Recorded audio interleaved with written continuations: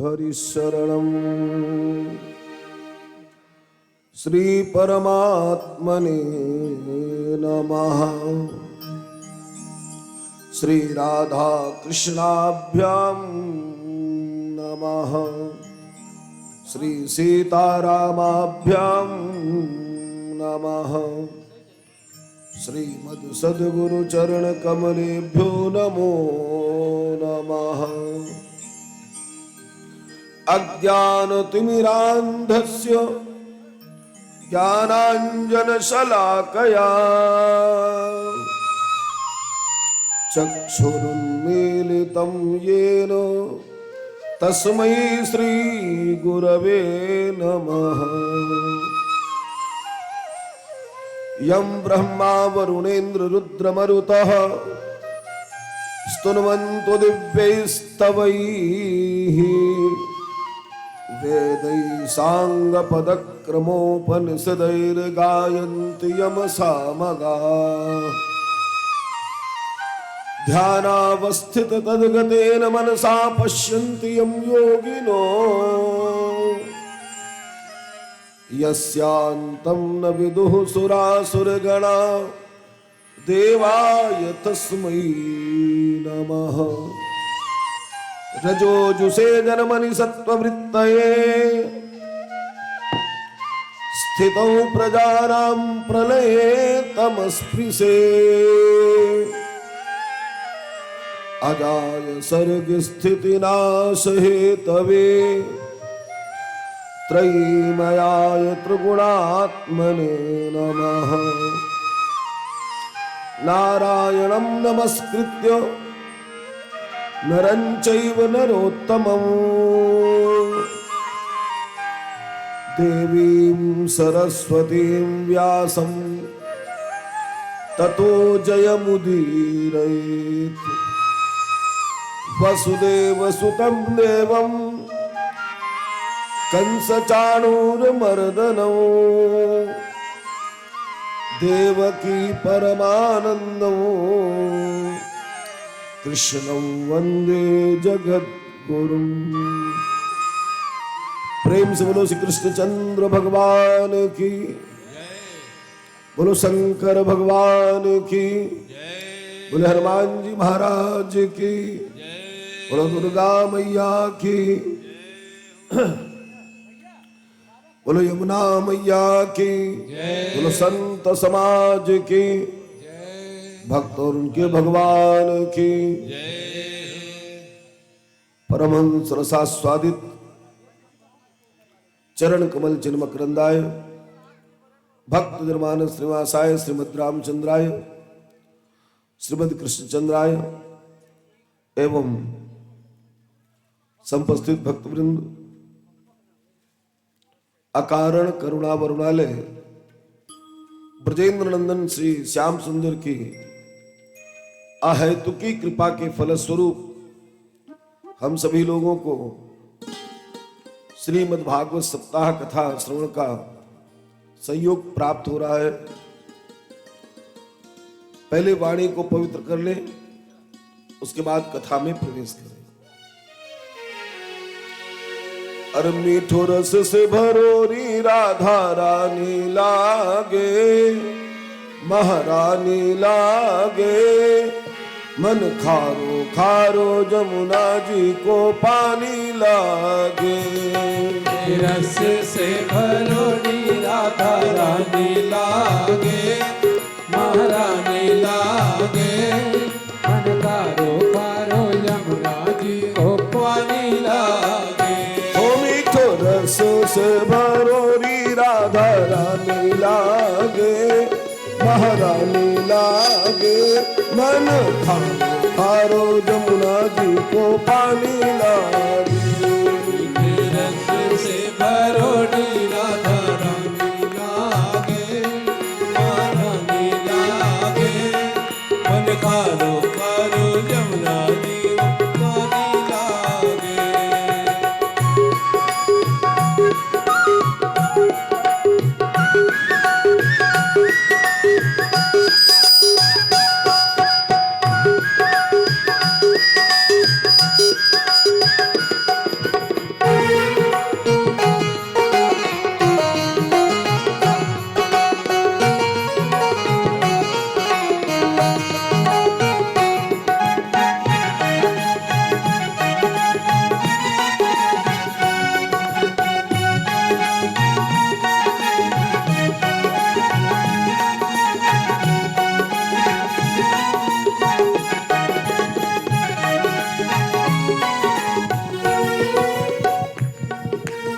जमुना मैया कारी कारी राधा गोरी गोरी। यमुना मैया कारी कारी राधा गोरी गोरी। जमुना मैया कारी कारी राधा गोरी गोरी। यमुना मैया कारी कारी राधा गोरी गोरी। वृंदावन में धूम मचावे बरसाने की छोरी। वृंदावन में धूम मचावे बरसाने की छोरी। ब्रज धाम राधा जू की राजधानी लागे, राजधानी लागे। मन खारो खारो जमुना जी को पानी लागे। ब्रज धाम राधा जू की राजधानी लागे, राजधानी लागे।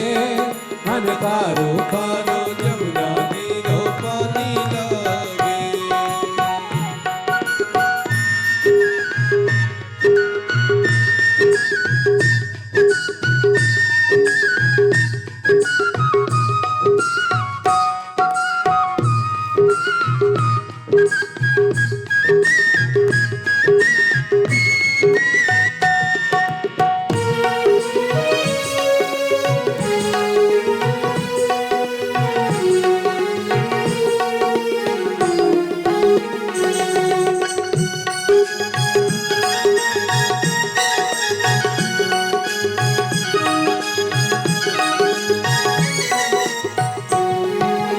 कान्हा नित मुरली में फेरे सुमिरे बारंबार। कान्हा नित मुरली में तेरे सुमिरे बारंबार। कोटिन रूप धरे मन मोहन तऊ न पावे पार। कोटिन रूप धरे मन मोहन तऊ न पावे पार। रूप रंग की छबीली पट रानी लागे, पट रानी लागे।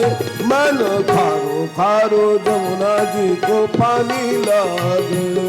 रूप रंग की छबीली पट रानी लागे, पट रानी लागे। मन खारो खारो जमुना जी रो पानी लागे।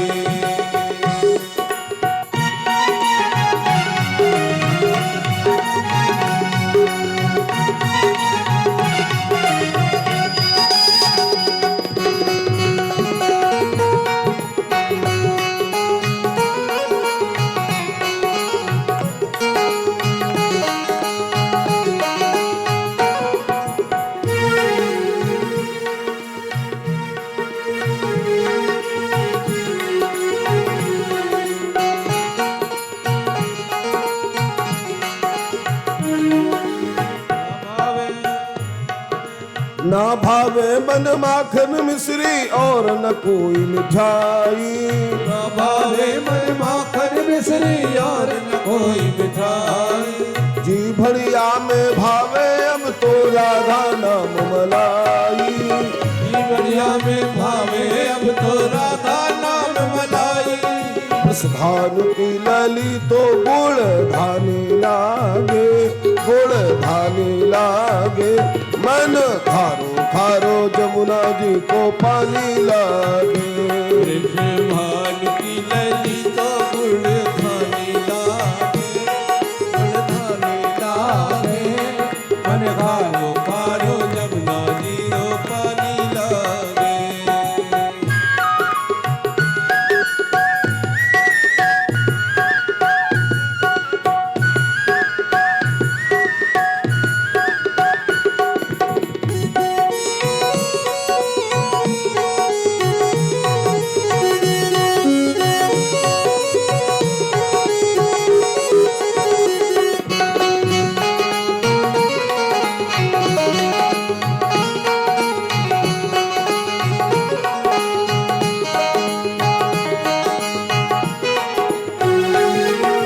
राधा राधा नाम रटत है जो नर आठो याम। राधा राधा नाम रटत है जो नर आठो याम। तिनकी बाधा दूर करत है राधा राधा नाम।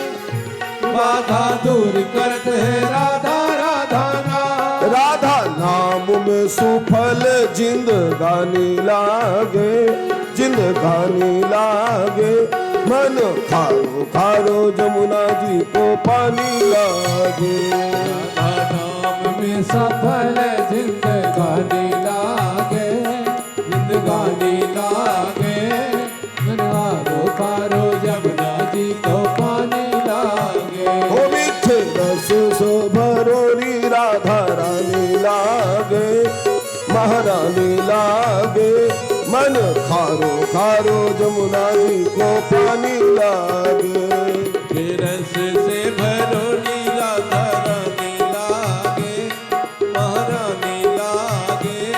मन खारो खारो जमुना जी को पानी लागे। ओ मीठे रस सो भरोरी राधा रानी लागे, महारानी लागे। मन खारो खारो जमुना जी को पानी लागे। रस से भरोरी राधा रानी लागे, महारानी लागे। मन खारो खारो जमुना जी को पानी लागे। श्री राधे ओ राधे, राधे ओ राधे।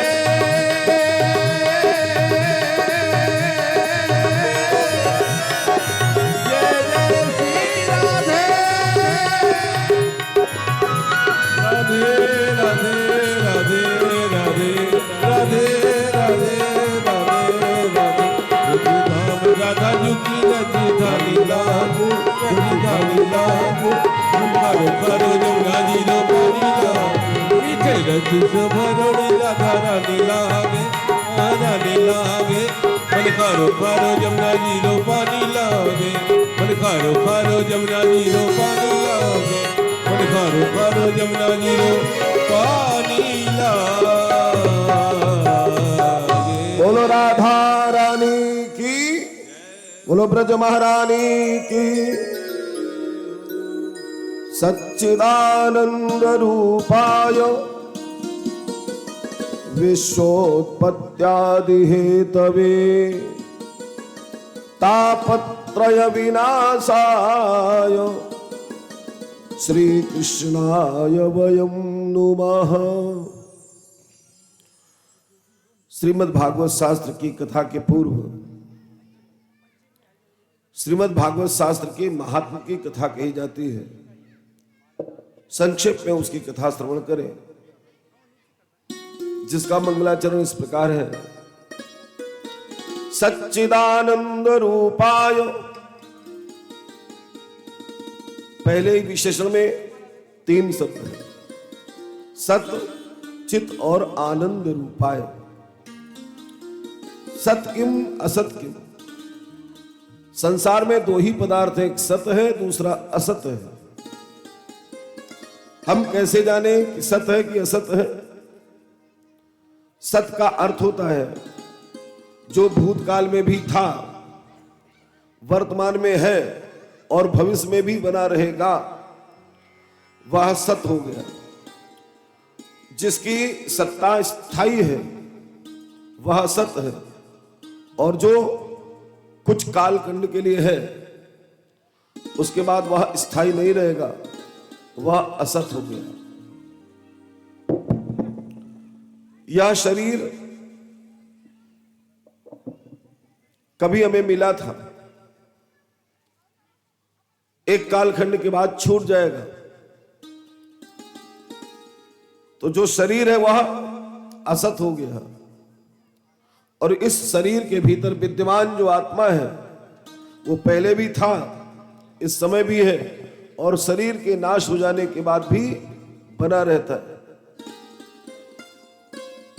इसलिए गीता में लिखा है, अव्यक्तादीनि भूतानि व्यक्तमध्यानि भारतो अव्यक्त निधनान्येव तत्र का परिदेवना। आत्म तत्व पहले भी अव्यक्त रूप में था, बीच में शरीर मिल जाने के कारण व्यक्त हो गया। शरीर छूटने के पश्चात या फिर अव्यक्त हो जाता है। इसलिए जो आत्म तत्व है वह सत हो गया। दूसरा तत्व है चित्त, चेतना। हमारे शरीर में कोई छोटा भी कीड़ा रेंगने लगे तो हमारी त्वचा बता देती है कि चेतना है या नहीं है। जब हमारे किसी अंग का ऑपरेशन कोई डॉक्टर करता है तो पहले उस अंग को चेतना शून्य कर देता है और उसके बाद सर्जरी करता है तो उस व्यक्ति को कोई कष्ट नहीं होता। इसका मतलब है कि हमारी त्वचा बताने लगती है कि हम चेतन हैं। उसी त्वचा में ऐसे दीपक जलाते माचिस की तीली छू जाए तो पता लग जाता है, लेकिन इसके भीतर से प्राण निकल जाए तो चिता की भस्म में जहां लकड़ी रखी है और उसमें आग लगाई जाती है तो उसको कोई कष्ट नहीं होता है, क्योंकि पहले चेतना से युक्त था तब कष्ट था, अब चेतना से शून्य हो गया है तो कोई कष्ट नहीं। तीसरा शब्द है आनंद। आनंद की खोज में यह जीव अनादिकाल से लगा हुआ है। जब से भगवान से अलग होकर के आया, आनंद सिंधु परमात्मा की चरण शरण से अलग हुआ, तब से यह जीव आनंद की खोज में है। जहां आनंद मिलता है वहां यह जाना नहीं चाहता है, और जहां आनंद नहीं है, जहां दुख ही दुख भरा हुआ है, उस संसार में यह आनंद खोज रहा है। गीता जी में लिखा है, संसार के लिए बड़ा बोर्ड, दुखालयम अशाश्वतम। यह सारा संसार है दुख का घर, यह चिरस्थायी रहने वाला नहीं है, और हम संसार में ही आनंद ढूंढ रहे हैं। किसी दूसरे कमरे में कोई वस्तु रख दी जाए और जहां रखी है वहां कोई ढूंढने न जाए, और घर के सारे कमरे ढूंढ डाले तो क्या वह वस्तु मिल पाएगी उसे? जहां रखी है वहीं पहुंच जाए तो उसको तुरंत मिल जाएगी। आनंद है कहां? परमात्मा की चरण शरण में, और जीव जाता कहां है ढूंढने? संसार में। इसलिए इसको आनंद की अनुभूति नहीं हो पाती। यदि यह परमात्मा की चरण शरण में आ जाए तो आनंद से लबालब भर जाए, क्योंकि जिसके पास आनंद होगा वही दूसरे को भी आनंद दे पाएगा। आनंद किसके पास है? जो आनंद सिंधु सुख राशि, जो आनंद सिंधु सुख राशि, सी करते त्रैलोक सुपासी, सी करते त्रैलोक सुपासी।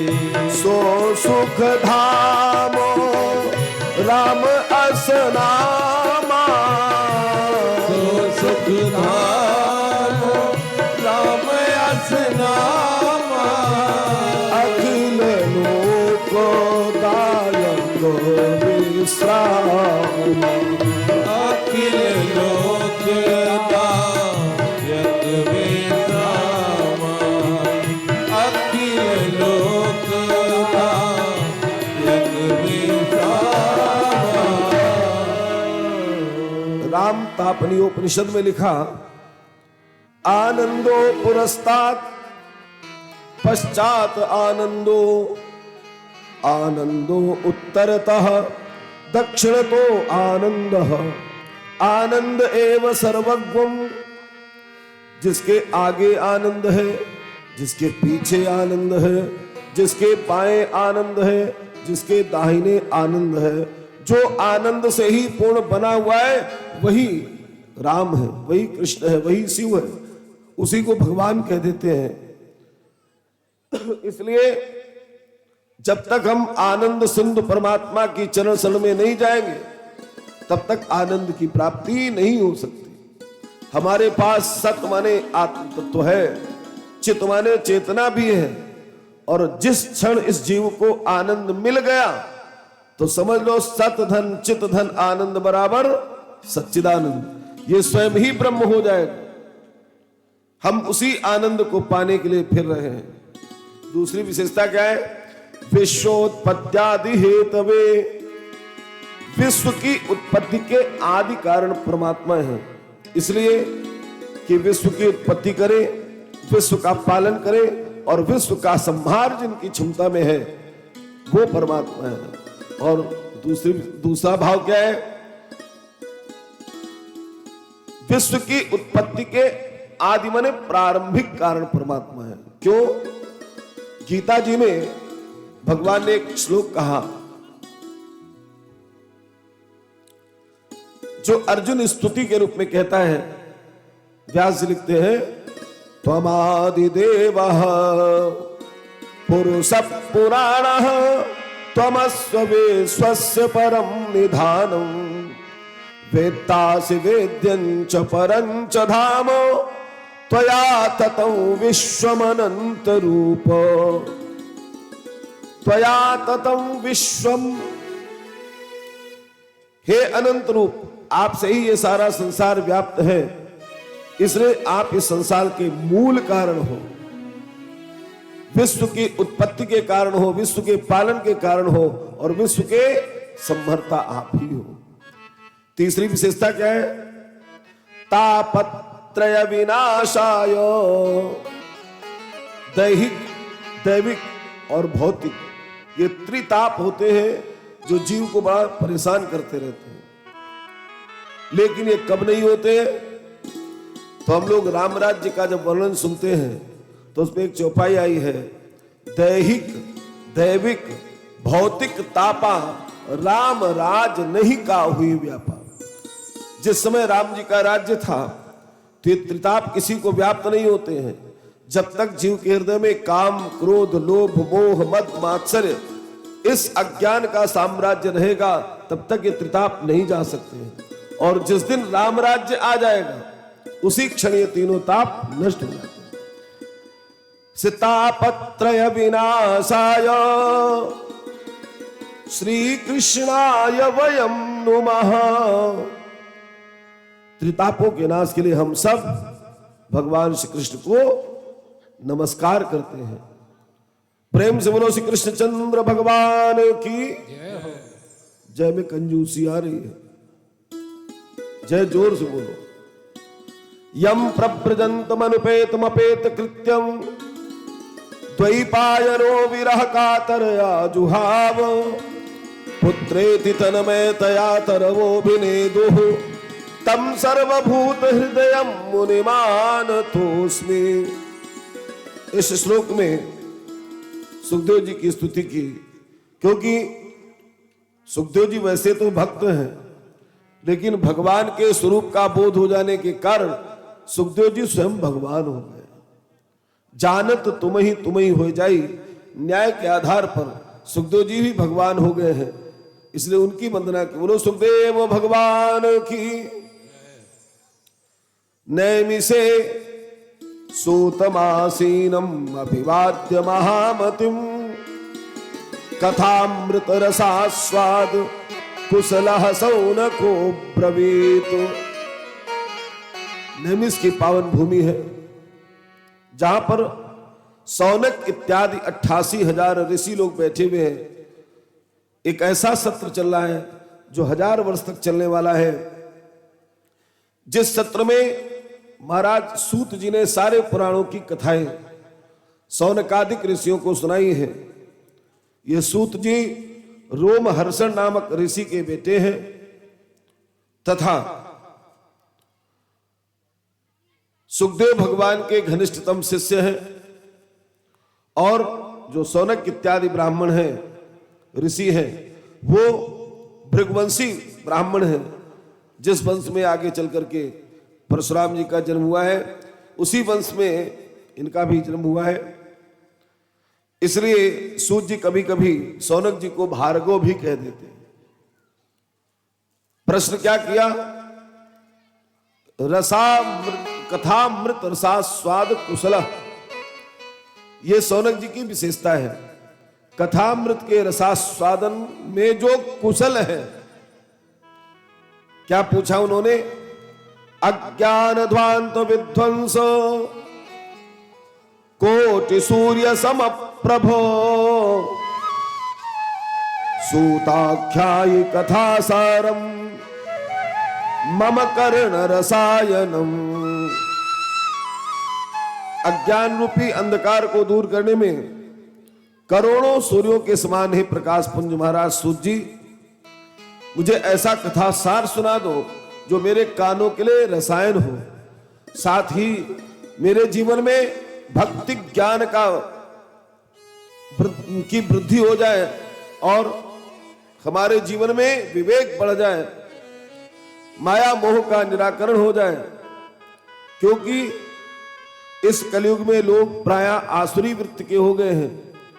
उनके कष्ट समन का कोई छोटा सा उपाय हो तो वह उपाय आप मुझे बता दीजिए। श्रेयसाम यद भवेत् श्रेया पावनानां च पावनम कृष्ण प्राप्ति करम सस्वत साधनम तद्वताधुना।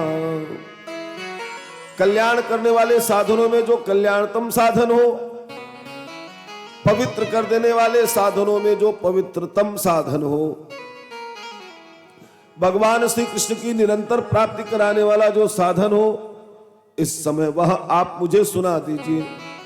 क्योंकि मैंने सुना है चिंतामणिर्लोक सुखम सुरद्रुः स्वर्ग संपदम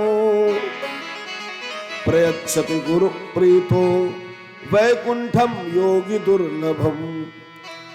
किसी व्यक्ति को चिंतामणि प्राप्त हो जाए तो सारे संसार के पदार्थ उसकी मुट्ठी में आ जाते हैं।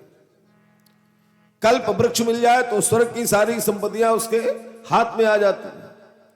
और किसी के गुरु प्रसन्न हो जाए तो इस लोक और स्वर्ग लोक की बात कौन कहे। प्रयच्छति गुरु प्रीतो वैकुंठम योगी दुर्लभो। योगी दुर्लभ वैकुंठ पद की भी वो प्राप्ति करा सकते हैं। और हे सूत जी, आप जैसा गुरु मुझे कहां मिलेगा। आप मुझे ऐसे कथासार को सुना दो जिससे भगवान मुझे निरंतर प्राप्त बने रहे। कुछ क्षण के लिए तो ऐसा लगता है कि भगवान ने मदद कर दी। इधर से वाहन से जा रहे हो और सामने वाहन आ रहा हो और लगे अब सीधी टक्कर हो जाए, आंखें बंद हो गई पर कैसे बच गए, तब तो लगता भगवान ने बचा दिया। थोड़ी देर बाद भगवान को भूल जाते। और यहां प्रश्न क्या है कि मुझे भगवान श्री कृष्ण निरंतर प्राप्त बने रहे, ऐसा साधन बता दीजिए। तब सूत जी महाराज ने बोलना शुरू किया। प्रीति ही सौनक चित्ते ते यतो वच्मि विचार्य च सर्व सिद्धांत निष्पन्नम संसार भयनाशनम। प्रीति ही सौनक चित्ते ते, ऐ सौनक तुम्हारे हृदय में भगवान के प्रति प्रेम है तो तुम्हें मैं ऐसी चीजें बताने जा रहा हूं।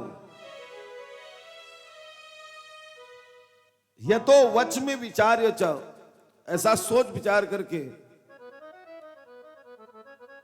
तदहम ते भिधास्यामि, मैं तुम्हें कहूंगा पर ध्यान रखना।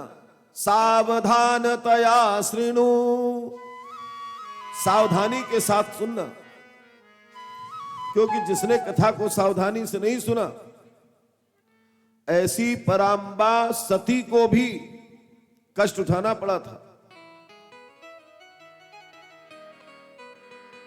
भक्त्योग वर्धनम यच्च कृष्ण संतोष हेतुकम। भक्ति का जीवन में योग आ जाएगा, भगवान श्री कृष्ण प्रसन्न हो जाएंगे। ऐसा कथासार में तुम्हें सुनाने जा रहा हूं। काल व्याल मुख ग्रास त्रास निर्नाश हेतवे श्रीमद् भागवतम शास्त्रम कलौ कीरेण भासितम। काल रूपी एक सर्प है, उसके मुख के हम सब ग्रास हैं, जिसके कारण त्रास माने डर लगा हुआ है। कबीर जी ने कहा है, जगत चबेना काल का, कछु मुख में कछु गोद। काल सबको खाने के लिए दौड़ता है। हम हिंदी वाले तो 80 वर्ष के वृद्ध को वृद्ध कहते हैं और अंग्रेजी वाले तो 2 years old कहते हैं। उनका तो 2 ही साल में बूढ़ा हो जाता है ना? हमारा तो 80 साल में 70 साल में बूढ़ा होता है। तो काल व्याल मुख ग्रास, काल रूपी व्याल के मुख के ग्रास है, इसलिए त्रास माने डर है। निर्णास हेतवे, उससे कैसे बचे? तो श्रीमद् भागवतम शास्त्रम कलौ कीरेण भासितम।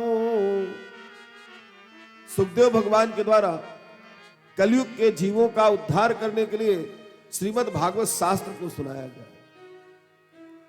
एतस्माद् अपरम किंचन मनः शुद्धै न विद्यते, जन्मांतर भवेत् पुण्यम तदा भागवतम लभेत। इससे बढ़िया और मन को ठीक करने का कोई साधन नहीं है। आप चले जाएंगे संसार की बाजार में, तन को ठीक करने के लिए आजकल खास तौर से शहरों में जगह जगह चौराहे पर जिम सेंटर खुले होंगे। तो तन को तो ठीक कर लेते हैं, पर मन कहां ठीक होगा, चित्त कहां ठीक होगा? एतस्माद् अपरम किंचन मनः शुद्धै न विद्यते। भगवान की कथा श्रवण सत्संग करने के अलावा चित्त की शुद्धि का, मन की शुद्धि का कोई दूसरा उपाय नहीं है।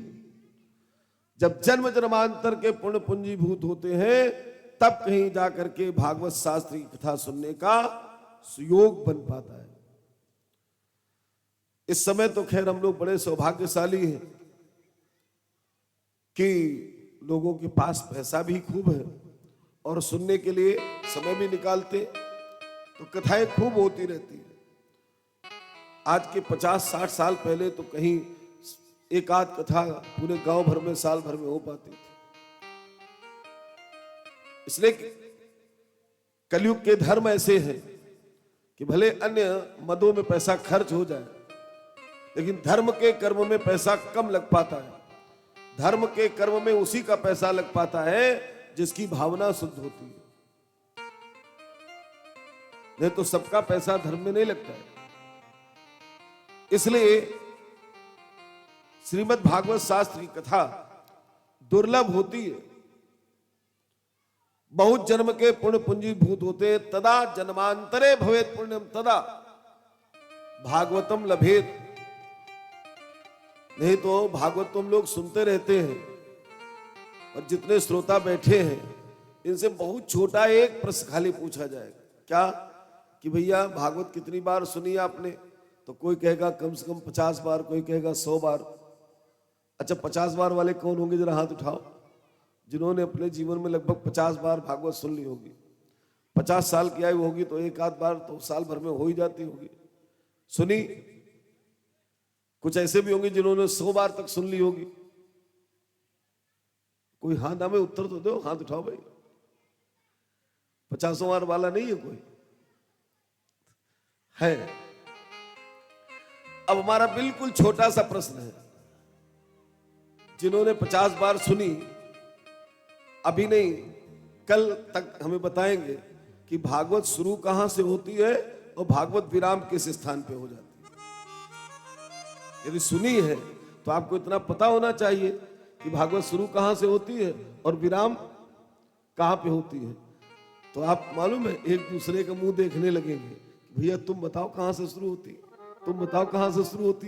क्यों?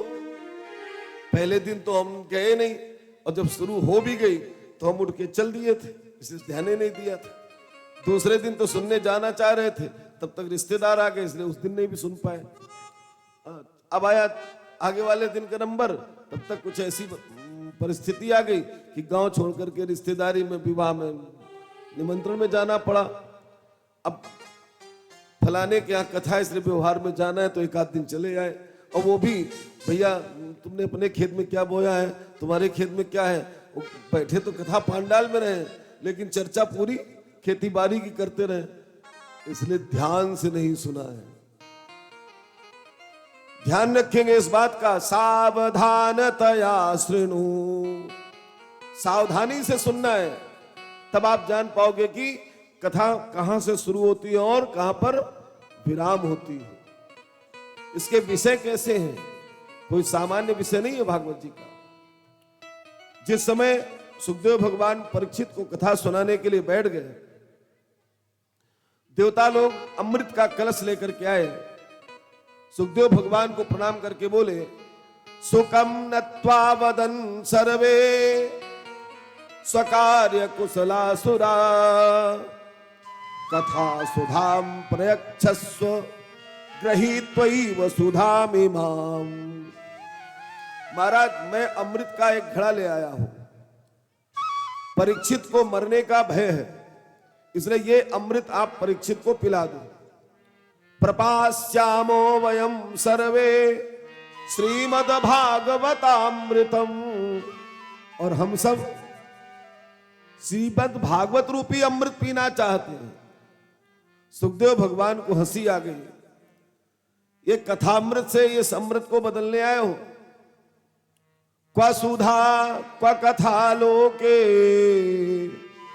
क्व काचा क्व मणिर्महान ब्रह्मरातो विचार्यैव तदा देवान् जहासः। सुखदेव भगवान बोले, क्व सुधा क्व कथा लोके, यहां कंपैरिजन कर दिया। एक तरफ अमृत है और दूसरी तरफ कथामृत है। क्व कांचा, अमृत है कांच और कथामृत मणिर्महान। अब कौन ऐसा बुद्धिमान है जो कांच दे दे और फिर कांच के बदले में अपना कथामृत बदल दे, मणि दे दे। कांच किरिच बदले ते ले ही करते डार परस मणि देही। किसी के हाथ में पारस मणि हो और उस हाथ की पारस मणि को कांच के टुकड़े से बदल लेगा क्या? बदला बदली तब होती है जब दोनों वस्तुओं की कीमत बराबर होती है। अब तो पता नहीं गांव में चलता कि नहीं चलता, पहले बार्टर सिस्टम चलता था।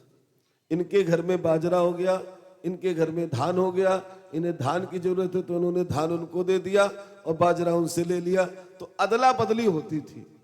पर अदला बदली कब होती थी? जब दोनों वस्तुओं की कीमत बराबर होती थी। एक वस्तु की कीमत ज्यादा है और दूसरी की कीमत कम है, तो फिर वस्तु ज्यादा देनी पड़ेगी, तब उससे अदला बदली होगी। सुखदेव भगवान ने कहा, तुम्हारा अमृत भले हो, लेकिन इस अमृत को पी करके भी राहु को सिर कटवाना पड़ा था, तो ऐसा अमृत पीने से क्या लाभ? और हमारा जो कथामृत है, इसको पीने के बाद गला कटवाने की नौबत ही नहीं आती। इसलिए तुम्हारा ये अमृत बहुत है तुच्छ और हमारा कथामृत है बहुत महान। ब्रह्मरातो विचार्यैवं तदा देवान् जहासः।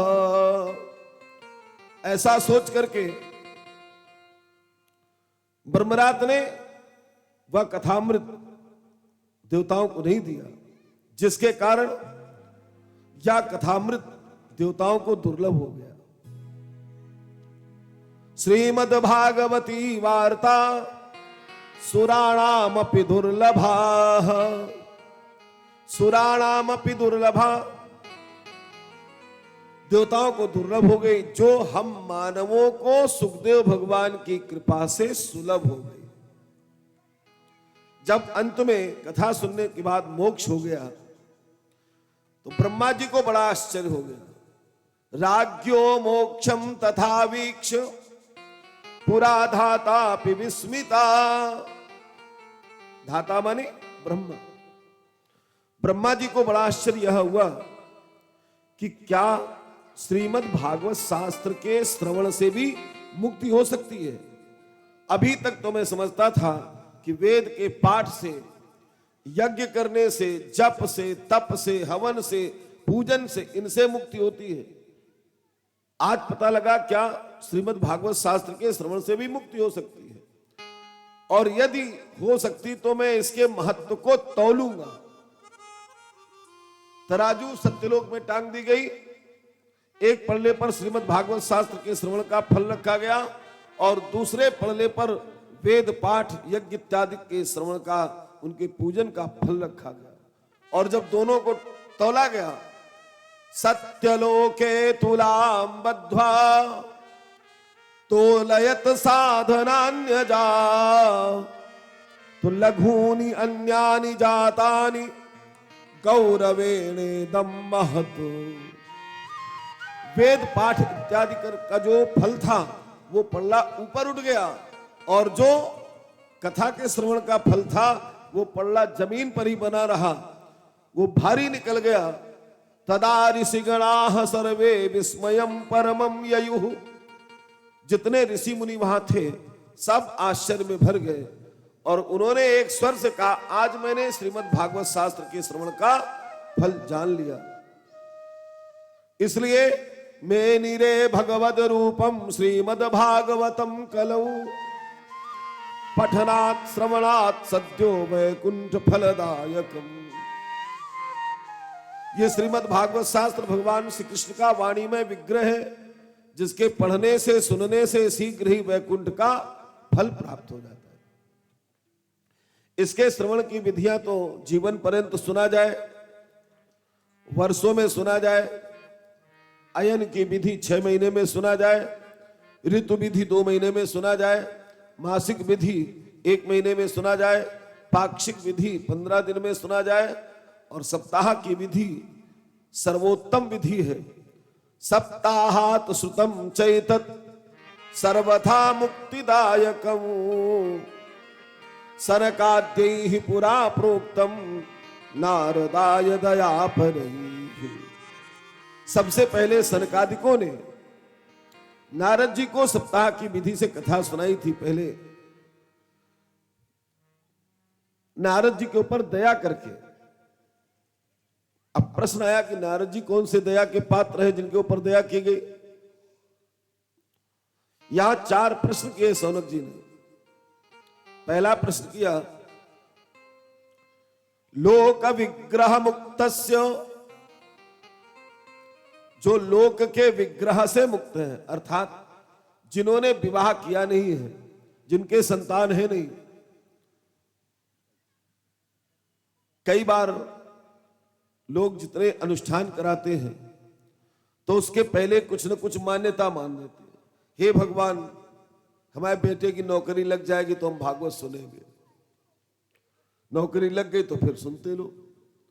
हे भगवान, हमारा घर बन जाएगा तब हम भागवत सुनेंगे। तो कोई ना कोई कामना पूर्ण हो इस निमित्त सुनते। नारद जी के तो ना संतान है कोई, ना विवाह किया है, वो लोक विग्रह से मुक्त है। और दूसरा प्रश्न सबसे बढ़िया है। दूसरा क्या?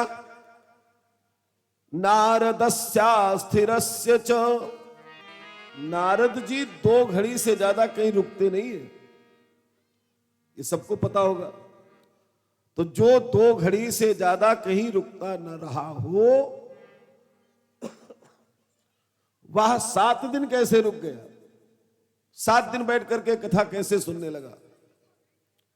तीसरा प्रश्न, विधि श्रवे कुत प्रीति, जो निरंतर नारायण नारायण का जप करता रहता है उसकी सप्ताह की विधि से कथा सुनने में प्रवृत्ति क्यों हुई?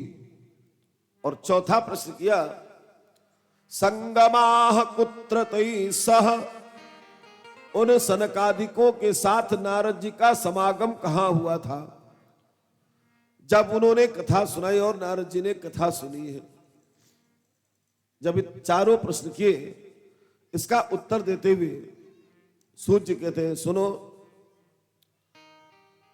एकदा हि विशालायाम 4 ऋषयो मलाः सत्संगार्थम समायाता ददृशुस्तत्र नारदम्। पुराणों में जिसको विशालापुरी कहा गया है वर्तमान में उसी को बद्री विशाल धाम कहा जाता है। इसी बद्रीनाथ धाम में 4 अमल विमल ऋषि जो भगवान के पहले अवतार हैं, ब्रह्मा जी के मानस पुत्र हैं, सनक, सनंदन, सनातन, सनत कुमार इनके नाम हैं। ये चारों अमल ऋषि आए थे सत्संगार्थम समायाता, सत्संग करने के लिए आए हैं। ददसुस्तत्र नारदम, वहीं पर नारद जी को देख लिया। नारद जी का चित्त उतरा हुआ था, चेहरा उदास। तो पूछा तुरंत सनकादिकों ने, कथम ब्रह्मन दीन मुखा कुतश्चिंता तुरो भवान त्वरितम गम्यते कुत्र कुतश्चागमनम तवो। हे नारद, आपका चेहरा उतरा हुआ है, आप दुखी दिख रहे हो, बड़ी तेजी से कहीं जा रहे हो, कहां से आ रहे हो?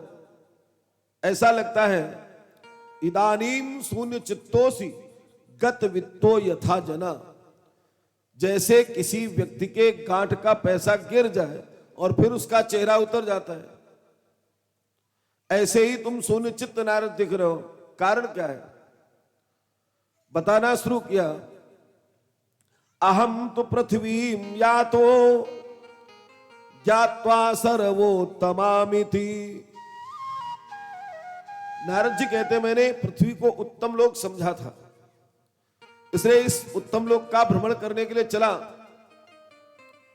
काशी जी का दर्शन किया, पुष्कर का दर्शन किया, तीर्थराज प्रयाग का दर्शन किया, हरि क्षेत्र कुरुक्षेत्र का दर्शन, सेतुबंध रामेश्वर का दर्शन किया, लेकिन कहीं भी मुझे शांति नहीं मिली।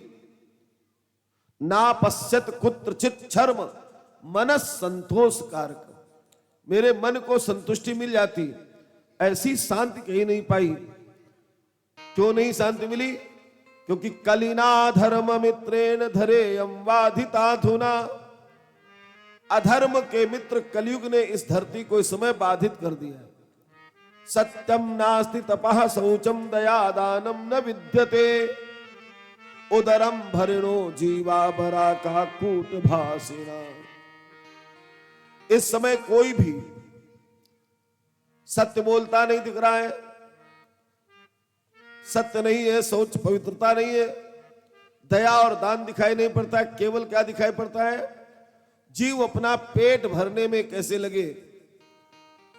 मंदाह सुमंदमतया मंद भाग्याहुपद्रुताः पाखंड निरतः संतो विरक्ता सपरिग्रह। मंद बुद्धि वाले दिखाई पड़ते हैं, पाखंड में लगे हुए लोग दिखाई पड़ते हैं।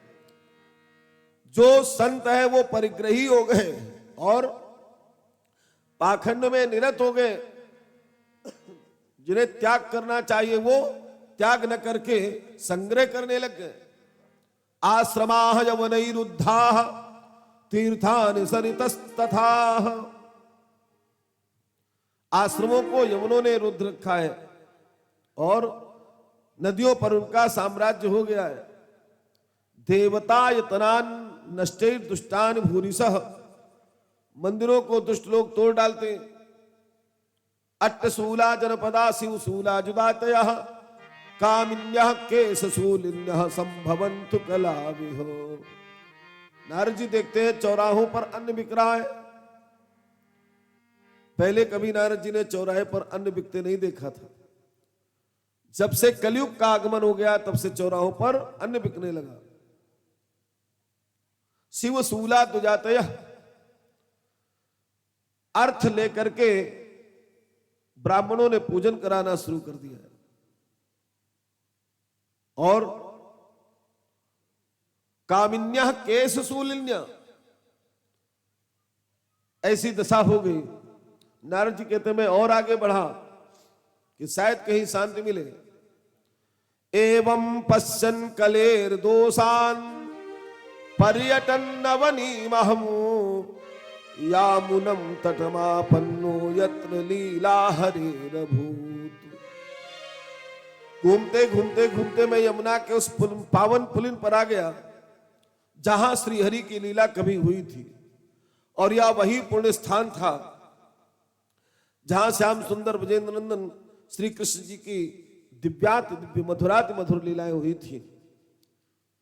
नारद जी कहते हैं जब मैं उस स्थान पर आया तो तत्राश्चर्यम मया दृष्टम श्रूयताम तन्मुनीश्वराः एका तु तरुणी तत्र निशर्णा खिन्न मानसा।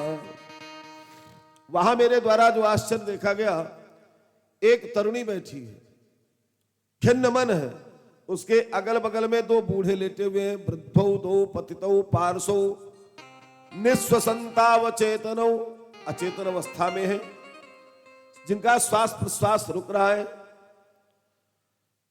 और वह स्त्री उनके ऊपर पंखा झल रही है। 10 दिक्षु निरीक्षन्ते रक्षितारम निजम वपुः, अपने शरीर की भी रक्षा करती जा रही है और 10 दिशाओं में इसलिए देख रही कि शायद मेरा कष्ट दूर करने वाला कोई दिखाई पड़ जाए। सैकड़ों स्त्रियां उस स्त्री के ऊपर पंखा झल रही थी, फिर भी उसको सुख नहीं मिल रहा था। जैसे ही मुझे देखा, नारद जी कहते माम दृष्ट्वा चोत्थिता बाला अप्रवीत बिहुवला बचा।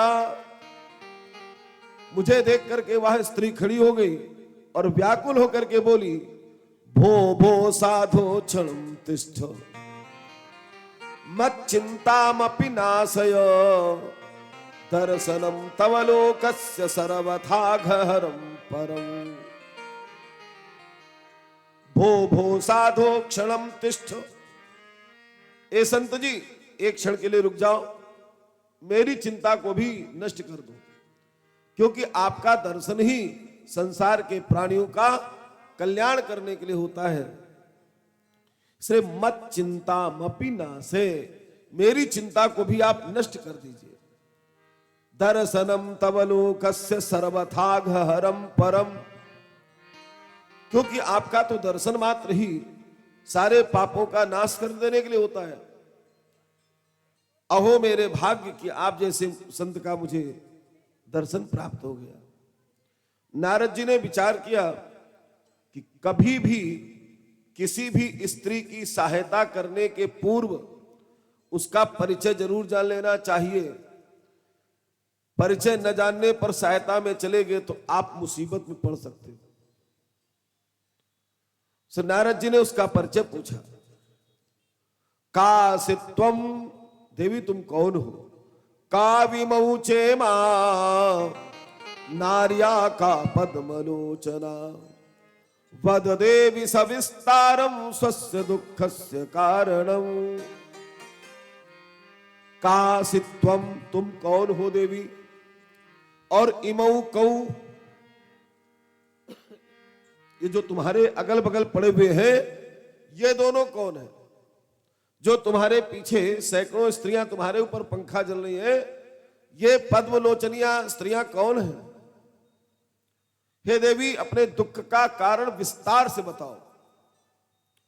वो देवी कहती है, अहम भक्ति रीति ख्याता,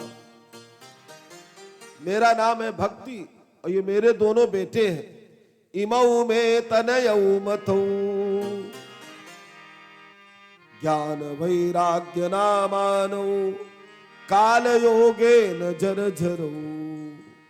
एक का नाम ज्ञान, दूसरे का नाम वैराग्य, काल के योग से जर्जर कर दिए गए हैं।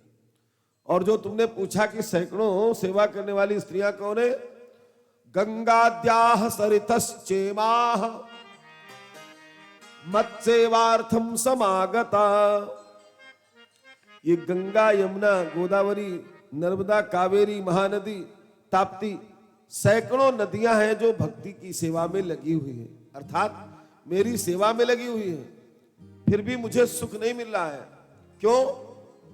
माता को सुख तब मिलता है जब पुत्र जुवान हो, युवा हो और मां बूढ़ी हो। मां युवा हो और पुत्र बूढ़े हो तो बताओ उस माता को सुख मिलेगा?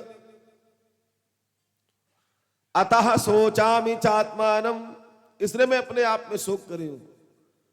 नारद तुमने पूछा था कि विस्तार से बताओ, तो सुनो मेरा जन्म कहां हुआ है। उत्पन्ना द्रविणे साहम वृद्धिम कर्णाटके गता क्वचिन क्वचिन महाराष्ट्रे गुर्जरे जीर्णतांगता। मेरा जन्म हुआ है द्रविड़ देश में, मेरी वृद्धि हुई है कर्नाटक देश में, कुछ कुछ वृद्धि हुई है महाराष्ट्र में, लेकिन जब मैं गुजरात में पहुंची तो मैं जीर्ण शीर्ण हो गई, क्योंकि उस समय गुजरात में भक्ति के मानने वाले नहीं, पाखंड पंथ को मानने वाले ज्यादा लोग हो गए थे। इसे भक्ति कहती है मेरे अंग जीर्ण शीर्ण हो गए। किंतु जब मैं राजस्थान से उत्तर प्रदेश की तरफ प्रवेश करती हूं, राजस्थान से उत्तर प्रदेश की तरफ प्रवेश किया जाए तो गोवर्धन भगवान पहले मिल जाते।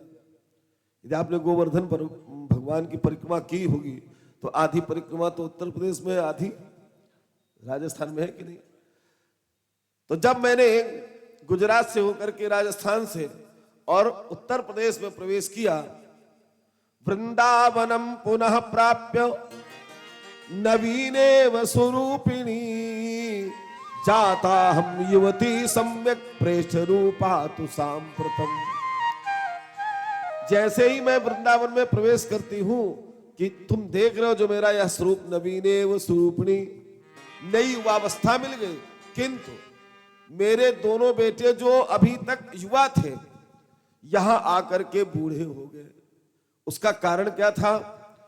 वृंदावन में तो राधे राधे जपने वाले मिलेंगे, भक्ति की कामना करने वाले हैं, ज्ञान और वैराग्य को नहीं पूछता है। गोपियों ने उद्धव से कहा है, ज्ञानी उद्धव, जे गाहक निर्गुण के ऊधो ते सब बसत ईसपुर काशी, यह गोकुल गोपाल उपासी। यहां तो सिर्फ भगवान की भक्ति में रहने वाले लोग हैं, यहां ज्ञान और वैराग्य की कोई पूछ नहीं है। तो ग्राहकों के अभाव के कारण ज्ञान और वैराग्य बूढ़े हो गए थे, इसलिए मैं शोक कर रही हूं। इसका कारण क्या हो सकता है?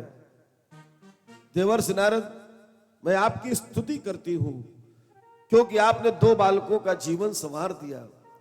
जयति जगति मायाम यस्य कायाधवस्ते वचन रचनमेकम केवलम चाकलय्य ध्रुव पदमपि यातो यत्कृपातो ध्रुवोऽयम् सकल कुशल पात्रम ब्रह्मपुत्रम नतास्मि। जयति माने जीत लेता है। किसको? जगति मायाम, संसार की माया को। कौन जीत लेता है? यस्य कायाधवः, जिसका नाम है कायाधव। कायाधव कौन है? कयाधोः अपत्य पुमान कायाधवा, जो कयाधु का बेटा है। और कयाधु हिरण्यकशिपु की पत्नी का नाम है। तो हिरण्यकशिपु के बेटे का नाम क्या हो जाएगा? प्रहलाद। हे नारद जी, आपकी वचन रचना को मान लिया था तो कयाधु और हिरण्यकशिपु का बेटा प्रहलाद भगत शिरोमणि हो गया था। खाली भक्तमर नहीं हो गया, संसार की माया को जीत करके भगत शिरोमणि भे प्रहलादु। और दूसरा उदाहरण क्या दिया? ध्रुव पदमपि यातो यत्कृपातो ध्रुवोऽयम्। अयम ध्रुवः, ये जो उत्तानपाद का बेटा ध्रुव था उसने भी आपकी बात मान ली तो ध्रुव पदमपि यातो, ध्रुव पद को प्राप्त कर लिया था। आज भी उत्तर दिशा में चमकीले नक्षत्र के रूप में सबसे ज्यादा विश्व में चमकने वाला बालक ध्रुव बन गया, स्थायी हो गया। तो दो बालकों का जीवन प्रहलाद और ध्रुव का आपने बना दिया था, मेरे ऊपर भी कृपा करो। तब नारद जी बोलते हैं, वृथा खेदय से बाले अहो चिंता तुरा कथम श्री कृष्ण चरणाम भोजम स्मर दुखम गमिष्यति। अरे बाले, वृथा खेदय से व्यर्थ ही कष्ट कर रही हो, क्यों चिंतातुर हो रही हो? एक काम करो, श्री कृष्ण चरणाम भोजम स्मर भगवान श्री कृष्ण के चरण कमलों का स्मरण करो तो क्या होगा? बोले दुखम गमिष्यति, दुख चला जाएगा। ये शब्द बहुत अच्छा लगता है। भगवान ये नहीं कह रहे कि दुख आएगा नहीं। नारद जी कह रहे हैं भगवान का स्मरण होगा तो दुख चला जाएगा। आपके घर में कोई अतिथि आवे और एक दिन खा पी के चला जाए तो आपको कोई बोझ नहीं लगेगा, और 15 दिन तक डेरा डाल दे तब आपको बोझ लगेगा कितनी जल्दी ये जाए। चाहे कितना भी बढ़िया क्यों ना अतिथि हो, फिर भी वो स्थायी हो गया तो हमें कष्ट देने लगता है। ठीक उसी प्रकार से दुख भी आवे और थोड़ी देर के बाद चला जाए तो कोई कष्ट नहीं, जब ये डेरा डाल देता है तब कष्ट होना शुरू होता है। से भगवान श्री कृष्ण का स्मरण करो तो दुखम गमिष्यति, दुख चला जाएगा। उदाहरण देके समझाया, द्रौपदी च परित्राता येन कौरव कस्मलात् पालिता गोप सुंदर्यः सकृष्णा क्वापि नो गता। द्रौपदी च परित्राता, जिन्होंने द्रौपदी की रक्षा की थी, किससे? कौरव कस्मलात्, कौरव कस्मल से। पालिता गोप सुंदरिया, जिन्होंने गोप सुंदरियों का पालन किया था। सकृष्णा क्वापि नो गता, वो श्री कृष्ण कहीं चले थोड़ा गए। जो द्रौपदी का उदाहरण दिया बहुत अच्छा है। कई बार भगवान ने द्रौपदी की रक्षा की। एक उदाहरण तो हम सब लोग जानते हैं कि जिस समय एक वस्त्रा है और उस समय दुशासन भरी सभा में साड़ी खींचने लगा, भीष्म पितामह द्रोणाचार्य कृपाचार्य पांचों पति सब बैठे हैं, सबकी ओर मुख ताक रही है, बड़ी बड़ी पगड़ी बांधे भीष्म पितामह बैठे थे, लेकिन किसी ने भी रोका नहीं दुशासन को। सिर झुका लेते, गुरु द्रोण की ओर देखा, उन्होंने भी सिर झुका लिया। कृपाचार्य जो कुलगुरु है उनके ओर देखा, उन्होंने भी सिर झुका लिया। इसके पश्चात पांचों पतियों का मुंह देख रही है, और जब किसी ने भी सहायता नहीं की तब क्वासी द्वारका वासिन, चिल्ला पड़ी आर्थ होकर के, हे द्वारका वासी कहां हो? कौरवैहि परिभूतानाम किम न जानासि केशव, ये कौरव मेरी बेइज्जती करने में लगे हुए हैं, क्या केशव जान नहीं रहे हो?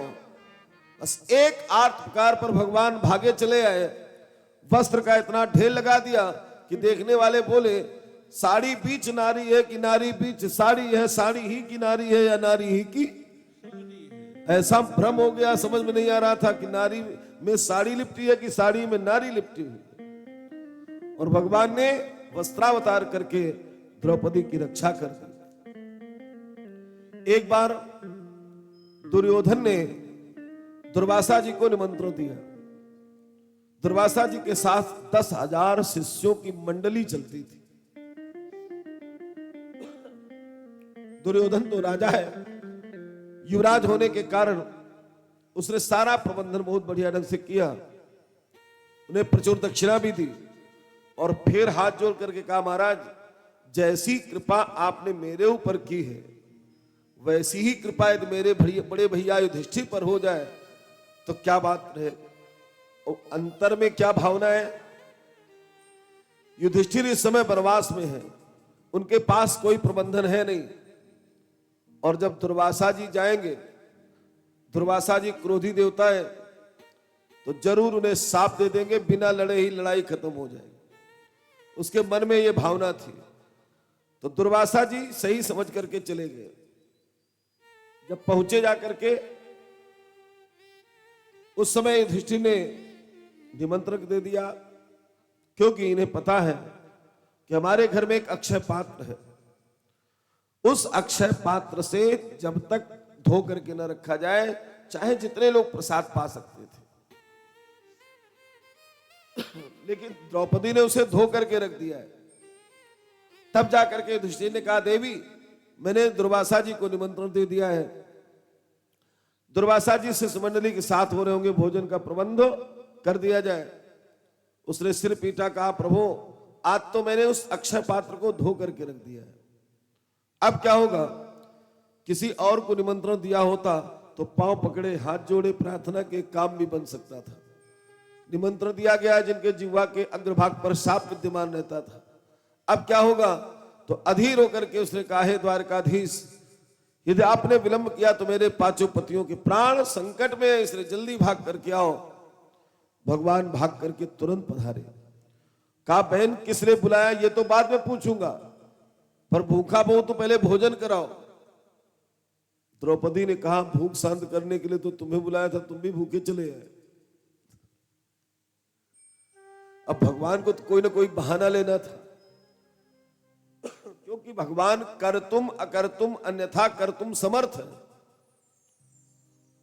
बहन तुमने पात्र ठीक ढंग से नहीं धोया होगा।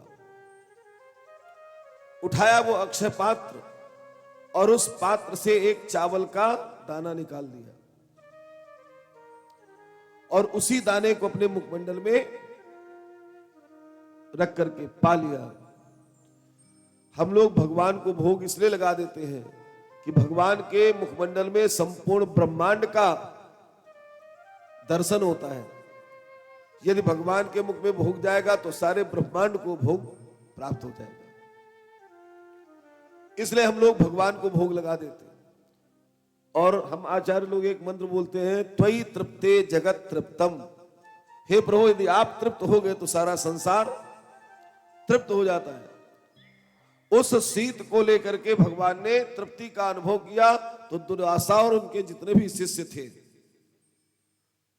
उन सबको तृप्ति मिल गई और सुंदर सुंदर आशीर्वाद दे करके युधिष्ठिर को चले जाते। एक बार शकुनी ने दुर्योधन से कहा कि बाबा भीष्म से पूछो कि तुम्हारी ओर से युद्ध कर रहे हैं अथवा युधिष्ठिर भैया की ओर से लड़ रहे हैं।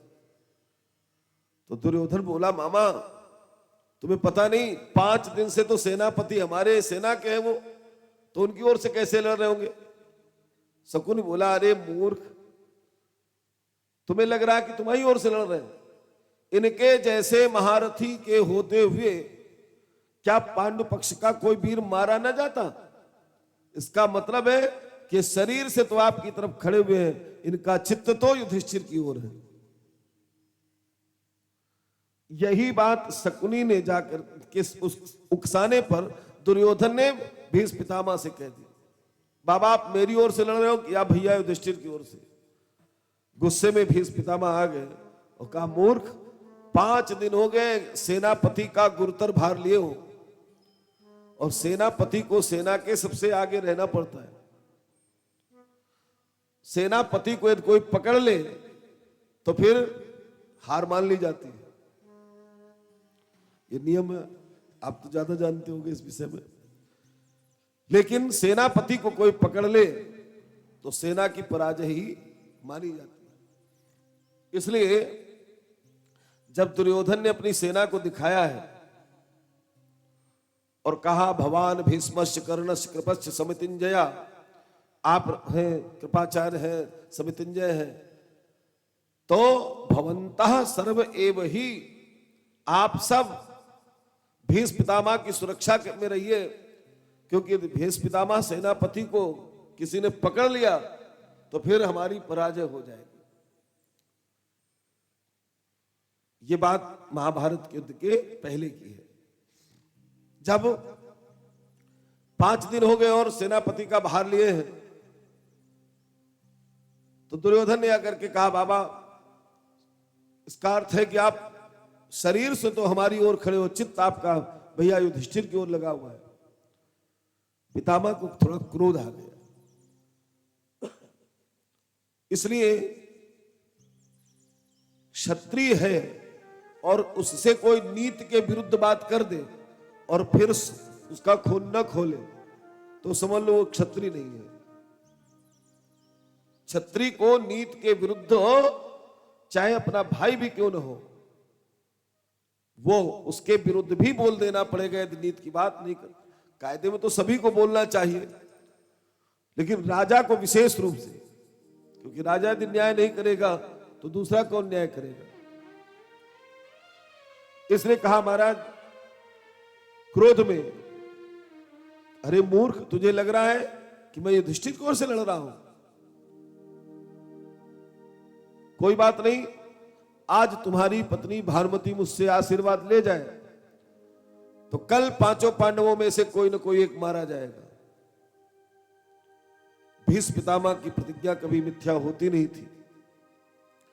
भानुमति आशीर्वाद लेने जाए उसके पहले ही भगवान द्रौपदी के शिविर में आए और द्रौपदी से कहा, बहन चलो। कहां चलना है? अरे कहा, ये पूछोगी तो फिर विलंब हो जाएगा, जल्दी करो। लेके चल दिए। द्रौपदी के पांव में जो जूतियां थी उनसे ध्वनि आ रही थी चलने में, कटकट की। कई जूतियां इधर हमें लाओ। उन जूतियों को ऐसे अपने पीतांबर के कोने में बांधा और ऐसे दबाए हैं बगल में जैसे कोई छाती को छाती से चिपकाए हो। और वहीं आ गए जहां भीष्म पितामह का शिविर था। भानुमति आशीर्वाद प्राप्त करे उससे पहले ही हम इस द्रौपदी को आशीर्वाद दिलवा देंगे। महाभारतकारों ने बहुत सुंदर वर्णन किया। खुद तो बाहर ही खड़े रहे, भीतर भेजा पांचाली को। और क्या कहा? यतिवर बाबा के चरणों में जा रख दो अपने मस्तक को। यतिवर बाबा के चरणों में जा रख दो अपने मस्तक को। यतिवर बाबा के चरणों में जा रख दो अपने मस्तक को। कृष्णा ने जाकर सिर रखा चरणों में भीष्म पितामह के। चरणों में देखूं कौन पड़ा, बाबा भीष्म एकदम चौंके। चरणों में देखूं कौन पड़ा, बाबा भीष्म एकदम चौंके। चरणों में देखूं कौन पड़ा, बाबा देखा एक सधवा नारी है, चरणों में शीश झुकाती है। इसके तन की साड़ी रंगीन ये सधवापन दर्शाती है। इसके तन की साड़ी रंगीन ये सधवापन दर्शाती है। इसके तन की साड़ी रंगीन ये सधवापन दर्शाती है। आशीर्वाद मुख से निकला, सौभाग्यवती भव हे बेटी। सौभाग्यवती भव हे बेटी। तेरे हाथों की मेहंदी का रंग कभी न छूटे ऐ बेटी। तेरे हाथों की मेहंदी का रंग कभी न छूटे बेटी। तेरे हाथों की मेहंदी का रंग कभी न छूटे बेटी। आशीर्वाद यह देता हूँ, सिंदूर से मांग न खाली हो। सिंदूर से मांग न खाली हो।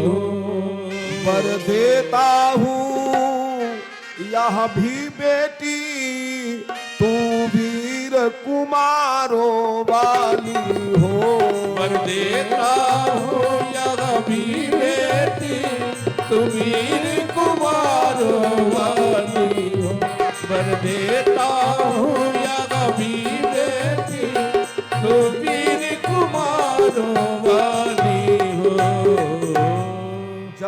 सौभाग्यवती भो और पुत्रवती भो, दोनों आशीर्वाद मिल गए। माताओं के लिए इससे बड़े आशीर्वाद और नहीं हो सकते। यह सुन कृष्णा ने तुरंत कहा,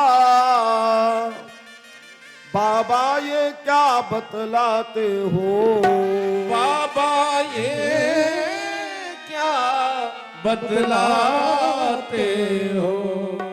कल और आज कुछ और कहा, तुम सत्यव्रती कहलाते हो।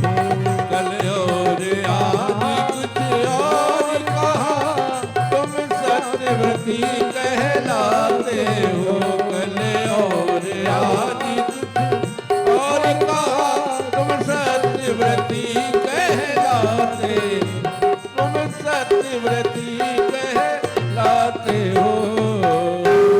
मेरे यदि पांचों पतियों में से एक भी मारा जाएगा, तो आशीर्वाद तेरा बाबा क्या झूठा नहीं कहाएगा। आशीर्वाद तेरा बाबा क्या झूठा नहीं कहाएगा। आशीर्वाद तेरा बाबा क्या झूठा नहीं कहाएगा। मेरे पांचों पतियों जब संबोधन सुना, तब भीष्म पितामह जी समझ पाए ये तो पांचाली प्रणाम कर रही है। हम तो भानुमति मान के आशीर्वाद की झड़ी लगाए थे। दुर्योधन की पत्नी प्रणाम कर रही है, ये सोच करके आशीर्वाद दिए जा रहे थे। जब पांचों पतियों कहा, तब भीष्म पितामह जी होश में आ गए। अब आया होश पितामह को, हाथों से माला छूट गई। प्रभु चरणों में जो लगी हुई, चित चोर समाधि टूट गई। प्रभु चरणों में जो लगी हुई, चित चोर समाधि टूट गई। प्रभु चरणों में जो लगी हुई, चित चोर समाधि टूट गई। चित चोर समाधि टूट गई। बोले बेटी इन प्रश्नों का उत्तर पीछे दे पाऊंगा, तेरे सुहाग का निर्णय भी मैं पीछे ही कर पाऊंगा। उसके पहले एक बात खटकती है मन में, हैरान है जिसने कर डाला। ये बात क्या है कि पतला बेटी वो कहाँ छिपा, इस जगह तुझे लाने वाला। पतला बेटी वो कहाँ छिपा, इस जगह तुझे लाने वाला। पतला बेटी वो कहाँ छिपा, इस जगह तुझे लाने वाला। बूढ़ा होने को आया है, पर अब भी गई नहीं चोरी। नित नई चोरियां करता है, हमसे तुमसे चोरी चोरी। नित नई चोरियां करता है, हमसे तुमसे चोरी चोरी। नित नई चोरियां करता है, हमसे तुमसे चोरी चोरी। ना तो तुम्हें बताया कि किसके पास लिवा चल रहा हूं, और न मुझे बताया किसको लिवाए ला रहा हूं। इतना कहते कहते भीष्म पितामह जी अपनी कुटिया से बाहर आ गए। बाहर आकर जो देखा, तो ड्योढ़ी का दृश्य निराला था।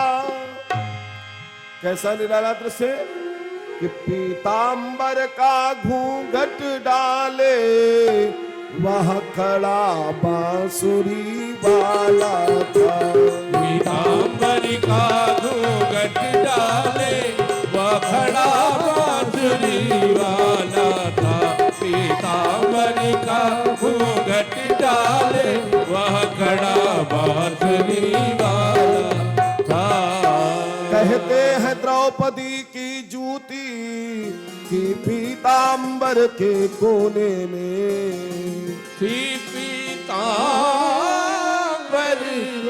के कोने में। और में करुणा का भाव लिए थे लगे पितामह रोने में। और में करुणा का भाव लिए थे लगे पितामह रोने में।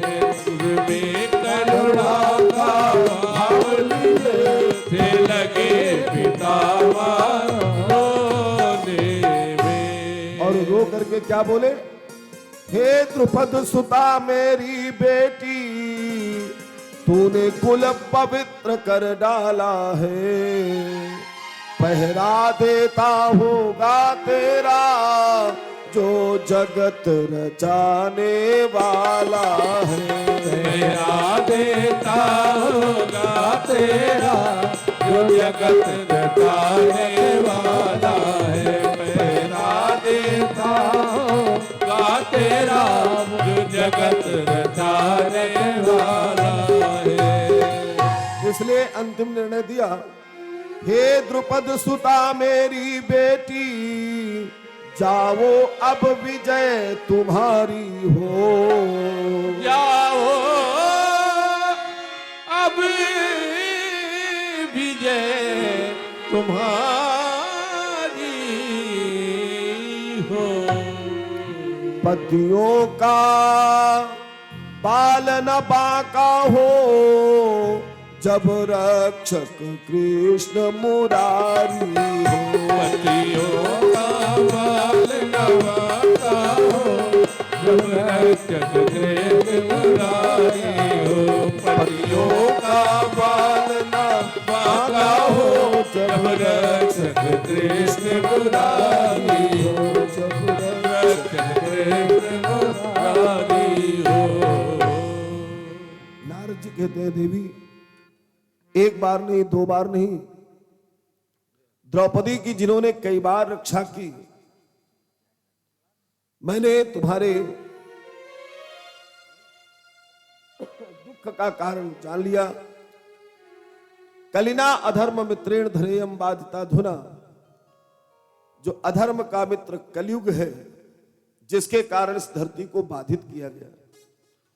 तो भक्ति ने कहा कि महाराज, यदा मुकुंदो क्षमाम त्यक्त्वा स्वपदंगता, तद्दिनात् कलिरायातः सर्व साधन बाधका। जब भगवान श्री कृष्ण इस धराधाम को छोड़ के चले गए, उसी दिन से कलयुग का आगमन हो गया और कलयुग का पहला राजा परीक्षित बना। जब परीक्षित दिग्विजय के लिए चला,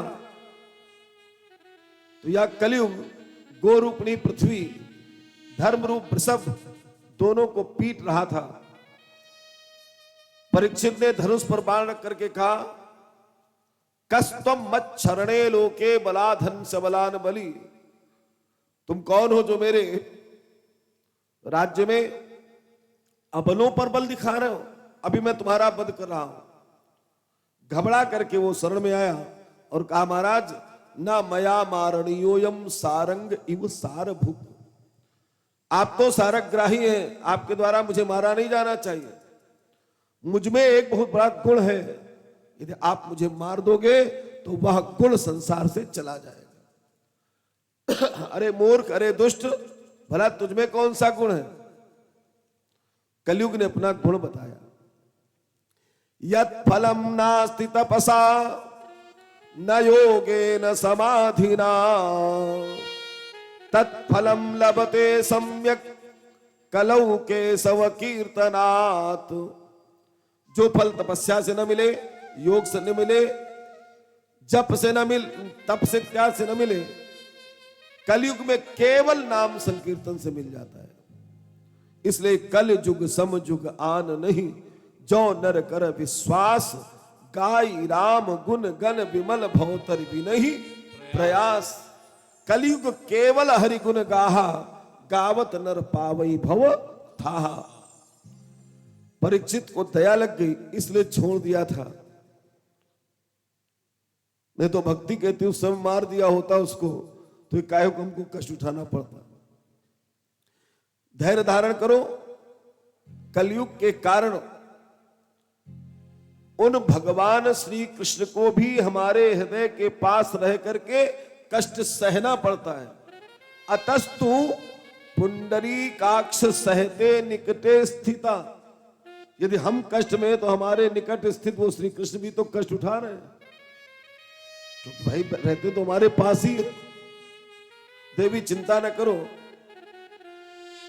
जरूर तुम्हारा दुख दूर होगा। देवी ने हाथ जोड़ करके कहा महाराज तो फिर कोई उपाय करो ना। नारद जी ने उपाय किया। क्या उपाय किया? ज्ञान के कान के पास अपना मुंह ले गए और जोर से बोले ज्ञान प्रबुद्धताम शीघ्रम। एक ज्ञान जल्दी जगो। ज्ञान तो उठे नहीं है बाय वैराग्य के पास। रे वैराग्य प्रबुद्धताम।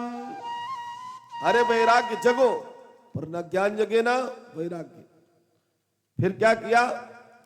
वेद वेदांत घोषैश्च गीता पाठैर्मुहुर्मुहुः। वेद सुनाया, वेदांत सुनाया, घोष भी किया कि शायद शब्द करने से जग जाए। गीता पाठ कई बार सुनाया। मुहुर्मुहुः माने होता है बार बार। फिर भी जब जगे नहीं बल्कि स्थिति और बिगड़ने लगी। नेत्रैरनवलोकन्तौ जृंभन्तौ सालसा उभौ। इन दोनों की दशा क्या हो गई? नेत्रैरनवलोकन्तौ, आंखें फाड़ने लगी। जैसे साल का वृक्ष सूखने पर ऐंठने लगता है, ऐसे साल के वृक्ष की तरह दोनों शुष्क काष्ठ समांग को ऐंठने लगी। नारद जी ने उपचार तो किया लेकिन जब सफल नहीं हो पाए, ऐसे समझो जैसे कोई डॉक्टर किसी मरीज का इलाज करे और मरीज गड़बड़ा जाए तो डॉक्टर फिर क्या करता है? दाएं बाएं से निकलता है। क्यों? तीमारदारों के सामने फंस गए तो अभी लड़ाई झगड़ा शुरू हो जाएगा।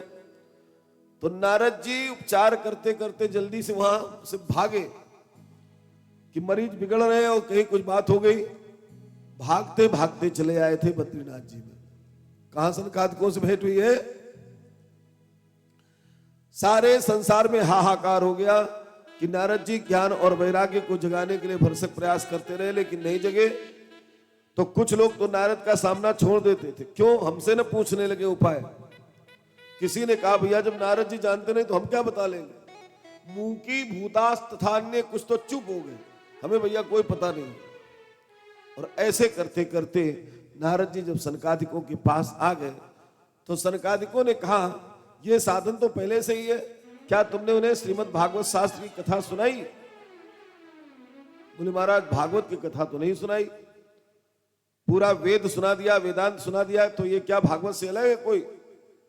कहा बिल्कुल ऐसे समझो। बस हम विराम देने जा रहे हैं, 2-3 मिनट की बात है।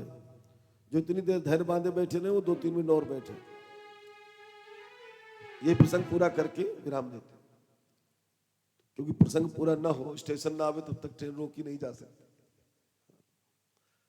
ट्रेन चल रही हो और स्टेशन ना आवे और मान लो ट्रेन का ड्राइवर रोक भी दे तो यात्रियों को कितनी असुविधा हो जाएगी। इसलिए अब स्टेशन पहुंच पा जाए गाड़ी तब कोई असुविधा नहीं होगी। जब ये बात तय हो गई कि मैंने वेद सुनाया, वेदांत सुनाया, उससे नहीं जगे तो क्या भागवत से जग जाएंगे? क्योंकि वेदोपनिषदाम सारा जाता भागवती कथा। ये भागवत की कथा तो उसी वेद और उपनिषद के सार तत्व से बनी हुई है। सनकादिकों ने कहा इसीलिए उसका फल अलग हो गया। अत्युत्तमा ततो भाति पृथक भूता फलाकृति। चूंकि वेद का सार तत्व, तुमने वेद तो सुनाया लेकिन उसका जो निचोड़ है, अर्क है, वो नहीं सुनाया। और 2 उदाहरण बहुत बढ़िया दिए। दुग्धे स्थितम सर्पी, दूध में घी भरा है, सब लोग जानते होंगे। ऐसा कोई व्यक्ति है जो न जानता हो कि दूध में घी भरा है? लेकिन पूड़ी बनाने वाले को 100 लीटर दूध दे दो, 100 लीटर दूध से वो नहीं पूड़ी बना पाएगा। और खाली 2 किलो घी दे दो तो बना लेगा। और 100 लीटर दूध में क्या 2 किलो घी 3 किलो घी बन नहीं जाएगा? बन जाएगा, इतना तो है उसमें। लेकिन जब तक वो उससे अलग नहीं किया गया है तब तक उसका कोई स्वाद नहीं आएगा। दूसरा उदाहरण दिया, इक्षूणाम मध्य शर्करा व्यापतिष्ठति। गन्ने में मूल से लेकर के और ऊपर तक चीनी भरी है, लेकिन उस गन्ने से चीनी अलग न की जाए तो आप कुछ भी उस चीनी का प्रयोग नहीं कर सकते। ऐसे ही वेद और उपनिषद का सारभाग श्रीमद् भागवत है। जाओ तुम सुने भागवत सुनाओ। बस नारद जी ने संकल्प कर लिया, ज्ञान यज्ञम करिष्यामि सुख शास्त्र कथोज्वलम पर कुत्र कार्यो मया यज्ञः स्थलम तदवाच्यतामिति। मैं ज्ञान यज्ञ करूंगा, सुख शास्त्र की परम पावनी कथा को जरूर करूंगा, लेकिन ऋषियों ये बताओ कि कुत्र कार्यो मया यज्ञः, यह यज्ञ मुझे करना कहां चाहिए? आप देखिए, लोग गांव छोड़ के शहर में पहुंच गए, शहर में सारी व्यवस्थाएं हैं, फिर भी कहते क्या नहीं भैया, जहां पूर्वजों का स्थान रहा है उस स्थान पर असुविधाएं होते हुए भी, ज्यादा साधन जुटाते हुए भी करेंगे, लेकिन अपने पूर्वजों के उद्धार के लिए उनके गांव में जरूर करेंगे। और ये तो संयोग से जमुना के तट पे ही है ना? ये गांव भी तो वृंदावन से कम थोड़ा है, जमुना के तट पर है, जैसे जमुना के तट पर वृंदावन है। तो वही पवित्र स्थान होना चाहिए। कुत्र कार्यो मया यज्ञः, यज्ञ जहां हो तो क्या लिखा है, गंगा द्वार समीपे तु तटमानंद नामकम। गंगा का द्वार है, गंगा का द्वार हरिद्वार को कहा जाता है। और हरि और हर का भी द्वार यहीं से शुरू होता है। इसलिए जो सन्यासी मिलेंगे वो कहेंगे हम हरिद्वार जा रहे हैं, और जो बद्रीनाथ जी जाने वाले वैष्णव होते वो कहते हैं हरिद्वार जा रहे हैं, क्योंकि हरि माने विष्णु और हर माने शंकर जी। केदारनाथ जी के दर्शन करने वाले क्या कहते थे, हरिद्वार, वैसे कहते हैं हरिद्वार। ये गंगा का तट हो गया, जहां सुंदर कोमल बालू के बिछौने बिछे हुए हैं, जहां यक्ष सिद्ध किन्नर गंधर्व ये सब विहार करने आते हैं। उसी स्थान पर नारद जी कथा सुनने के लिए बैठे हैं और विधिवत दीक्षा ली है सनकादिकों से, और सनकादिक कथा सुनाने बैठे। भगवान का पहला अवतार है सनक सनंदन सनातन सनत कुमार का, और तीसरा अवतार है नारद जी का। कल हम चर्चा करेंगे 24 अवतारों की, उसमें विस्तार से आपको बताएंगे। आप सोचिए जरा, एक अवतार है जो कथा सुनाने के लिए बैठा है, और दूसरा अवतार है जो सुनने के लिए बैठा है। इसलिए अपूर्व रस रूपा कथा चेयम भविष्यति, यह तो अपूर्व रस रूपा कथा होगी जिसमें सुनने सुनाने वाले केवल भगवान होंगे। और इस कथा को सुनने के लिए भैया दौड़े लोग सुनने। कौन कौन आए, भृगुर वसिष्ठश्च यवनश्च गौतमो मेधातिथिर देवल देवराथो रामस्तथा गाधिसुतश्च साकलो मृकंड पोत्रात्रिज पिप्पलाता। भृगु जी आए, वशिष्ठ जी आए, च्यवन आए, गौतम आए, देवल आए, देवरात आए। उस समय के जितने महर्षि, जितने ब्रह्मर्षि, जितने राजर्षि, जितने देवर्षि थे, ये सब भागे कथा सुनने। धावन्त्याप्ययुः सर्वे प्रथमम ये च वैष्णवाः। धावंतो माने जान गए होंगे, दौड़ करके आए कि कथा कहीं छूट न जाए। सहपुत्र शिष्या, अपने पुत्रों को लिवा के लाए हैं, शिष्यों को लिवा करके लाए हैं। और स्व स्त्री भी आययुः सर्वे, अपनी स्त्रियों को लिवा करके लाए, क्योंकि बाल बच्चे भी उससे वंचित न रह जाए। ऐसी अपूर्व रस रूपा कथा होगी। हिमालय इत्यादि सारे पर्वत वहां कथा सुनने आए हैं। नगादयुः ययुः सर्वे, नगादयः ययुः सर्वे, सारे नग, नग कहते हैं पहाड़ को। कुमार संवम की जब शुरुआत की है कालिदास जी ने, तब लिखा है अस्युत्तरस्याम दिशि नगाधिराजो, हमारे उत्तर दिशा में नगाधिराज हिमालय है। तो हिमालय इत्यादि सारे पर्वत कथा सुनने आए, कुरुक्षेत्र इत्यादि सारे क्षेत्र कथा सुनने आए, दंडक इत्यादि सारे वन कथा सुनने आए हैं, और वेद मूर्तिमंत होकर के मंत्र तंत्र के साथ पधारे हैं। कुछ लोग नहीं आए थे, क्यों? गुरुत्वा तत्र न आया था, अपनी गुरुता माने बैठे थे, हमें कहां निमंत्रण आया है। तो भृगु संबोध्य चानयत, भृगु जी ने उन्हें समझाया कि भैया ऐसा दोबारा संयोग बनेगा कि नहीं, इसलिए भगो जल्दी कथा सुनने के लिए। सब आ गए और फिर सनकादिकों ने कथा सुनाई। इस कथा में खूब वाद्यंत्रों का भी बजना हुआ। प्रहलादस्तालधारी तलगतया चोद्धवा कांसधारी वीणाधारी सुरर्षि स्वर कुशलतया राग करतार्जुनो भूत इंद्रोवादी मृदंगम जय जय सुकरा कीर्तने ते कुमारा यत्राग्रे भाव वक्ता सरसरचना व्यास पुत्रो बभूव। तालधारी कौन थे? प्रहलाद जी। प्रहलाद जी ने इसमें ढोलक और तबला बजाया। उद्धवा कांसधारी, जो बड़े वाले मंजीरा होते हैं काशी, वो काशी बजा रहे हैं उद्धव जी। वीणाधारी सुनरसी, देवर्षि नारद के पास वीणा तो हर समय बनी रहती है। स्वर कुशलतया राग करता अर्जुनो भूत, अर्जुन इसमें राग अलाप रहे थे। इंद्रोवादी मृदंगम, इंद्र ने मृदंग बजाना शुरू किया। जय जय सुकरा कीर्तने ते कुमारा, सनकादिक बार बार भगवान की जय हो, भगवान की जय हो, जय शब्द और नमस्कार करते हुए भगवान की कथा कही जाती है। इसे हम लोग आचार्य लोग क्या करते हैं, बीच में भगवान की जय हो तो जय शब्द से और नमः शब्द से भगवान की कथा का वाचन होना चाहिए। कीर्तने ते कुमारा, कुमार लोग कीर्तन कर रहे थे। क्यों? बोले यत्राग्रे भाव वक्ता, भाव से कथा सुनाने वाले सनकादिक जो विराजमान थे। इतना सुंदर यहां कीर्तन हुआ है, कथा सुनाई गई कि भक्ति सुतौ तौ तरुणो गृहीत्वा प्रेमैक रूपा सहसा विरासी। भक्ति सुतौ तौ तरुणो गृहीत्वा प्रेमैक रूपा सहसा विरासी।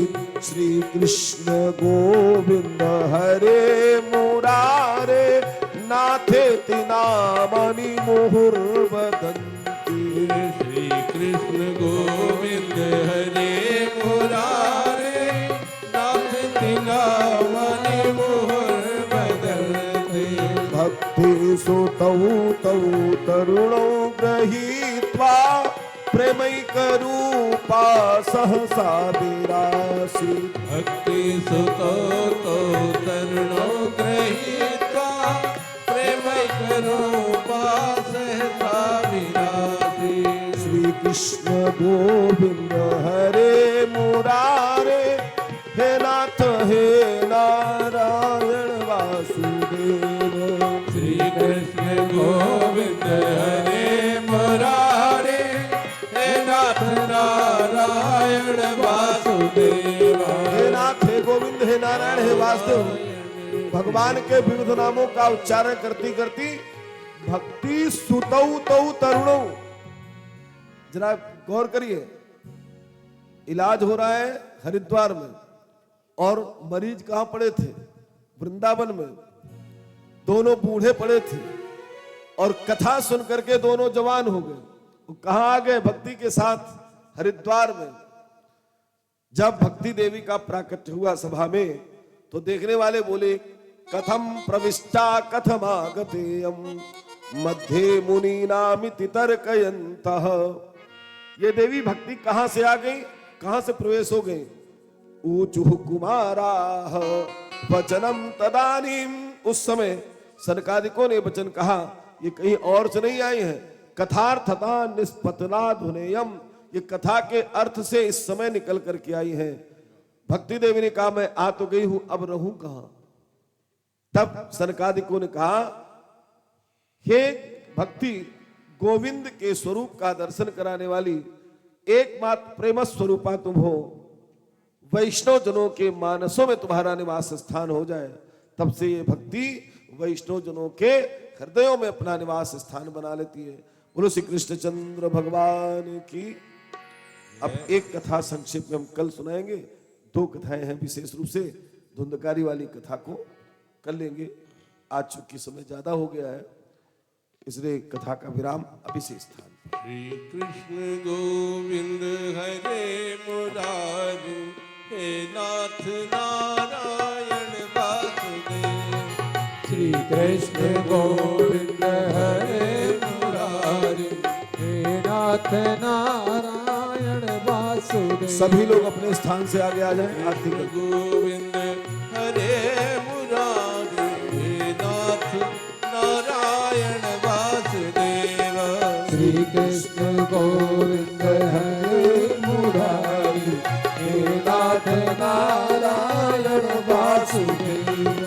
हे नाथ नारायण वासुदेव, हे नाथ नारायण वासुदेव। हे नाथ नारायण वासुदेव, हे नाथ नारायण वासुदेव। हे नाथ नारायण वासुदेव, हे नाथ नारायण वासुदेव। हे नाथ नारायण वासुदेव, हे नाथ नारायण वासुदेव। श्री कृष्ण गोविंद हरे मुरारी, हे नाथ नारायण वासुदेव। हे नाथ नारायण वासुदेव, हे नाथ नारायण वासुदेव।